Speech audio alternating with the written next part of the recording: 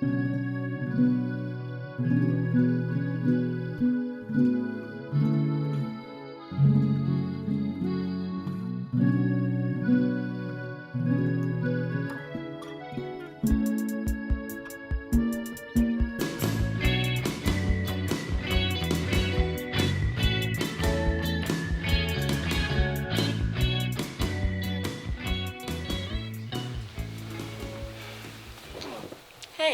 Hi. We wanted to make a video for our friend. It took a while for us to actually be able to talk about him, at least for me.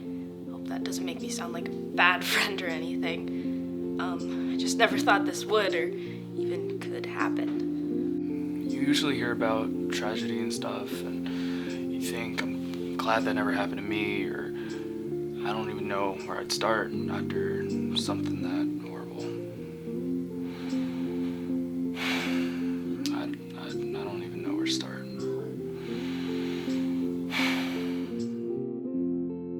I had known him for years. He had no clue that whenever he was around, everything just felt okay. And every room he walked into, everything lit up. We were all so young.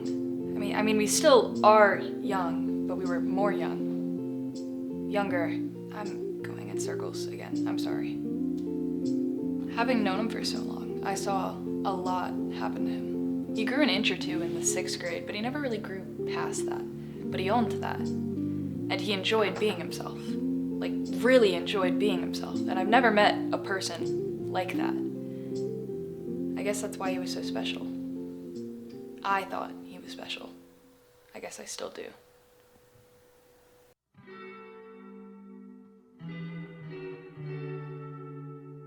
He loved to collect. He would collect these Gorby go-karts, and he had binders and binders of books that would line his locker and his shelves. He didn't really talk about him much at all, though. I feel like he thought that liking something so nerdy would change how people see him. And I think being different's great. It's one of my favorite memories of him. We got to nerd around, nerd out, be ourselves. And I don't know many people that got to see that part of him.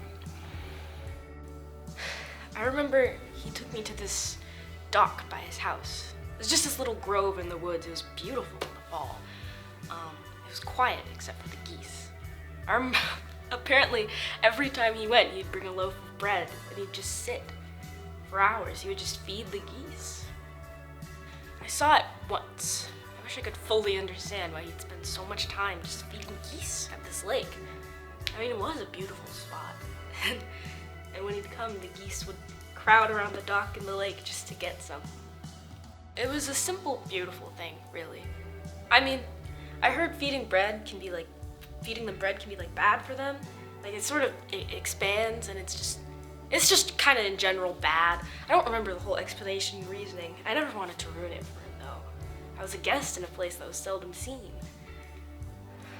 It was always quiet when we were together. But it wasn't an uncomfortable silence. I appreciated that silence between us. It was a trusting silence.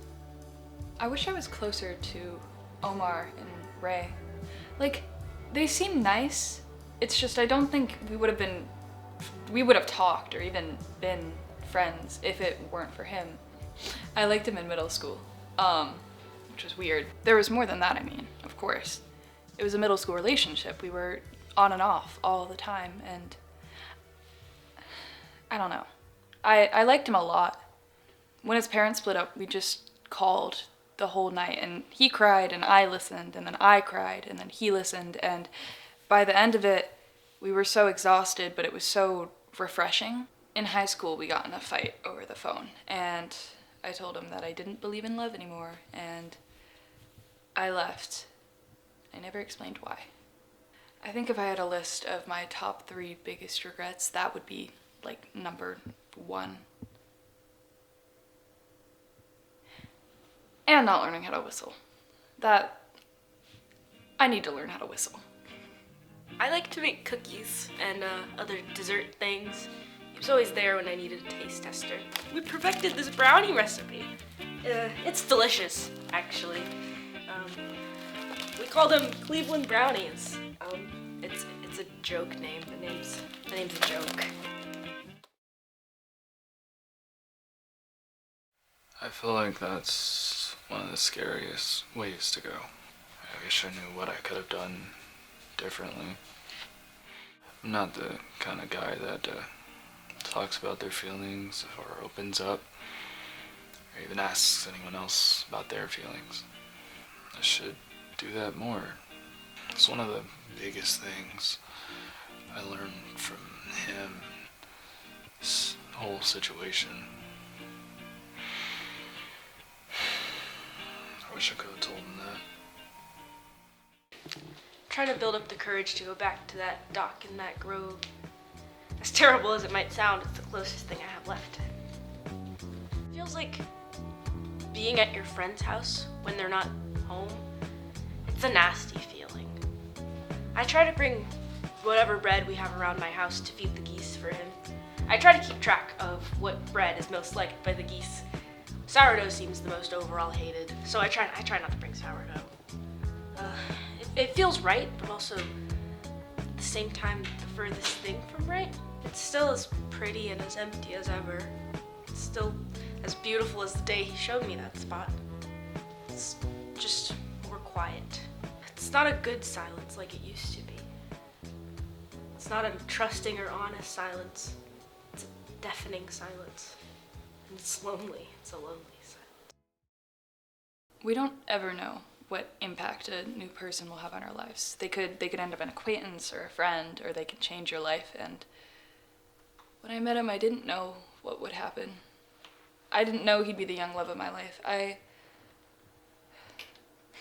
still have all the notes he wrote me. They helped me prepare for this video. I haven't been able to stop thinking about the what ifs.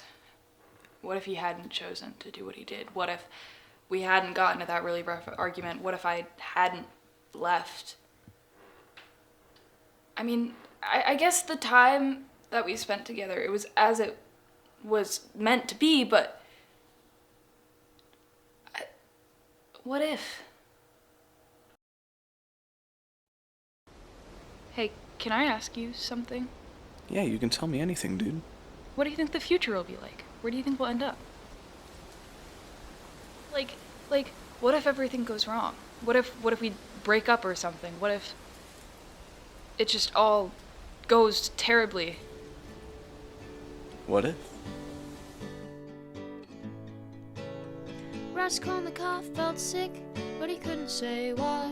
When he saw his face reflected in his victim's twinkling eye. Some things you do for money, some you do for fun. But the things you do for love are gonna come back to you